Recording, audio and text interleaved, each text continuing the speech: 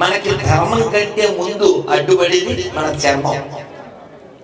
అందుకని ఈ చర్మాన్ని అందరికీ చూపించడం కాదు ధర్మం.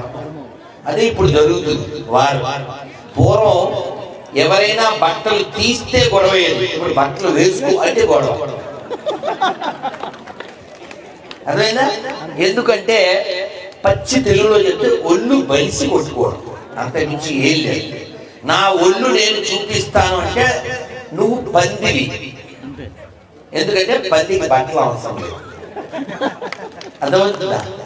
నీ ఒళ్ళు చూపించాలి ఖచ్చితంగా, ఒక్కరికే చూపించాలి, వాడి పేరు మొగుడు. అందరికి చూపిస్తే నీ పేరు PROST. మనకు కావాల్సింది ఇన్స్టిట్యూట్, నాట్ ప్రాస్టిట్యూట్. అర్థమైందా?